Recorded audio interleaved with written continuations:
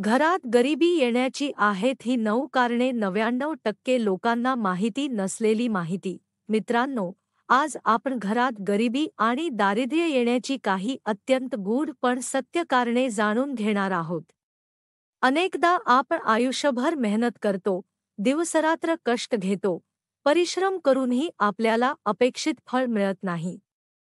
पैसा येतो, पण टिकत नाही. कधी ना कधी संकटे, अडचणी, वैचारिक अस्थिरता, घरगुती वादविवाद यामुळे जीवनात अस्थैर्य निर्माण होते. आपण विचार करतो की इतकी मेहनत करूनही लक्ष्मी मातेची कृपा आपल्यावर का होत नाही. याचं उत्तर वास्तुशास्त्र, धर्मशास्त्र आणि ग्रहशास्त्रात लपलेलं आहे. अनेकदा आपण नकळत काही अशा चुका करतो ज्या आपल्या जीवनात नकारात्मक ऊर्जा आणतात आणि याच ऊर्जेमुळे घरात दारिद्र्य, अडथळे आणि संकटे येतात. घरातील समृद्धी आणि सुख टिकवून ठेवण्यासाठी काही गोष्टींची काळजी घेणे अत्यंत गरजेचे असते. अनेकांना माहीत नसतं की काही अगदी साध्या वाटणाऱ्या गोष्टीसुद्धा आपल्या आयुष्यावर खोल परिणाम करतात. उदाहरणार्थ, स्वयंपाकघरातील लसूण आणि कांद्याचे आवरण. अनेक वेळा आपण जेवण बनवताना किंवा स्वच्छता करताना या वस्तूंचे पापुद्रे जाळून टाकतो. पण हे लक्षात घ्या की वास्तुशास्त्रानुसार लसूण आणि कांदा या वस्तूंचा थेट संबंध केतू ग्रहाशी आहे. केतू हा ग्रह नकारात्मक ऊर्जेशी निगडीत मानला जातो. त्यामुळे जर या वस्तूंचे आवरण जाळले तर घरात केतू दोष निर्माण होतो आणि या दोषामुळे घरातील पैसा टिकत नाही, उत्पन्न कमी होतं आणि मानसिक अस्थिरता वाढते. म्हणून हे पापुद्रे नेहमी कचात टाकावेत पण कधीही जाळू नयेत. याचप्रमाणे आपल्या चॅनलला सबस्क्राईब कर आणि लिही श्री स्वामी समर्थ. आज चांगली बातमी मिळेल. गुरुवारचा दिवस अत्यंत शुभ मानला जातो. हा दिवस भगवान श्री विष्णूंना अर्पित आहे. पण अनेकांना माहीत नाही की गुरुवारी झाडू खरेदी करणे, घर साफ करणे किंवा जुनी झाडू फेकून देणे हे वास्तुशास्त्रानुसार अपशकुनी मानले जाते. गुरुवार हा दिवस धन, ज्ञान आणि गुरुत्व यांच्याशी निगडीत आहे.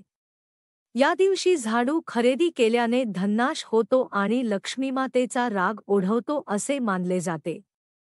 त्यामुळे जर झाडू विकत घ्यायची असेल तर ती सोमवार, बुधवार किंवा शनिवार या दिवशी घ्यावी. आता पुढची गोष्ट आहे सूर्यास्तानंतर वस्तू देणे किंवा न देणे.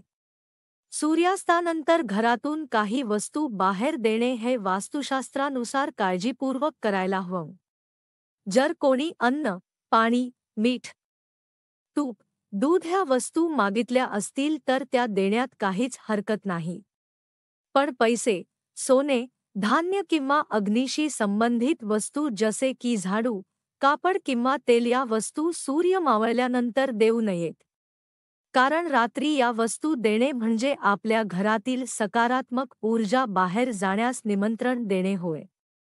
त्यामुळे हळूहळू घरातील संपत्ती आणि शांतता नष्ट होऊ लागते. एक अतिशय गंभीर पण लोक दुर्लक्ष करतात अशी गोष्ट म्हणजे स्मशानभूमीमध्ये हसणे किंवा गप्पा मारणे. प्रत्येक ठिकाणाची स्वतःची ऊर्जा असते. स्मशानभूमी ही अशी जागा आहे जिथे मृतात्म्यांची ऊर्जा प्रवाहित होते. त्या ठिकाणी जर एखादी व्यक्ती विनोद करते, हसते किंवा खिल्ली उडवते तर त्या नकारात्मक ऊर्जेचा परिणाम तिच्या भाग्यावर होतो. अशा व्यक्तीला आयुष्यात अडचणी, अडथळे आणि मानसिक अस्वस्थता अनुभवावी लागते. म्हणूनच अशा ठिकाणी नेहमी शांतता राखावी, श्रद्धेने वागावं आणि त्या वातावरणाचं गांभीर्य जपावं. गरिबी येण्याचं आणखी एक कारण म्हणजे वृद्धांचा अपमान. आई-वडील, आजी-आजोबा, मोठी भावंडे या सगळ्यांबद्दल आदरभाव ठेवणे हे केवळ संस्कार नाहीत तर एक ऊर्जेचं स्वरूप आहे. ज्यांच्या मनाला आपण दुखावतो, त्यांच्या अंतःकरणातून निघालेला आक्रोश आपल्याला नकारात्मक ऊर्जा देतो. ती ऊर्जा हळूहळू आपल्या भाग्यावर, आरोग्यावर आणि धनावर परिणाम करते. म्हणून जर आपण कधी कोणाचं मन दुखावलं असेल तर लगेच क्षमा मागावी. क्षमा ही केवळ शब्द नाही, ती एक शक्ती आहे जी नकारात्मकतेला दूर करते घरात जुन्या, तुटलेल्या किंवा भंगलेल्या वस्तू साठवून ठेवणे हे सुद्धा दारिद्र्याचे प्रमुख कारण आहे. अनेकांना तुटलेली भांडी, जुनं आरसं, खराब झालेले इलेक्ट्रॉनिक वस्तू, तुटलेले देवतांचे फोटो घरात ठेवण्याची सवय असते. या वस्तूंमध्ये नकारात्मक ऊर्जा साठते आणि ती हळूहळू घरातील शांतता आणि समृद्धी नष्ट करते.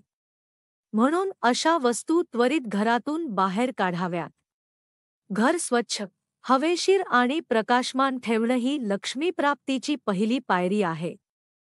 लक्ष्मीमातेचा निवास नेहमी त्या ठिकाणी असतो जिथे स्वच्छता, सुवास आणि शांतता असते. घरात काही वेळा आपण अन्न वाया घालवतो, पाण्याचा अपव्यय करतो, देवळातील प्रसादाचा अनादर करतो. या सगळ्या गोष्टी लक्ष्मीदेवीला अप्रिय आहेत. अन्न आणि पाणी या दोन्ही गोष्टी देवता स्वरूप आहेत. त्यांचा अपमान म्हणजे लक्ष्मीचा अपमान. म्हणून घरात अन्न वाया जाऊ देऊ नका आणि नेहमी देवाजवळ प्रसाद मनपूर्वक अर्पण करा. दुसरीकडे, घरात जर दररोज वादविवाद, कटुता, अपशब्द किंवा रागाचा वातावरण असेल तर लक्ष्मीमाता त्या घरातून निघून जाते. तिचा निवास केवळ त्या घरात असतो जिथे शांतता, प्रेम आणि सौहार्द असतं. म्हणून रोज सकाळी आणि संध्याकाळी दीप लावणं, घंटा वाजवणं आणि साधं नामस्मरण करणं सुद्धा घरात सकारात्मक ऊर्जा निर्माण करतं. काही वेळा गरिबीचं कारण बाहेर नसतं, ते आपल्या विचारांमध्ये दडलेलं असतं. जर आपण सतत नकारात्मक बोलतो, तक्रारी करतो, दुसऱ्याच्या यशावर मत्सर करतो, तर आपणच आपल्या मार्गात अडथळे निर्माण करतो. विचारांमधील सकारात्मकता हीच खरी संपत्ती आहे. लक्ष्मीमाता त्या मनात वास करते जिथे श्रद्धा, संतोष आणि आभारभाव असतो. म्हणूनच मित्रांनो, गरिबी आणि दारिद्र्य टाळायचं असेल तर हे सगळं बाह्य नाही, ते आतल्या शुद्धतेशी जोडलेलं आहे. आपल्या कृती, शब्द आणि विचार शुद्ध ठेवा, घर स्वच्छ ठेवा, वडीलधाऱ्यांचा सन्मान करा आणि देवावर श्रद्धा ठेवा. जेव्हा मन, घर आणि वातावरण तिन्ही शुद्ध असतील तेव्हा लक्ष्मीमाता स्वतः येऊन तुमचं आयुष्य समृद्धीने भरून टाकेल.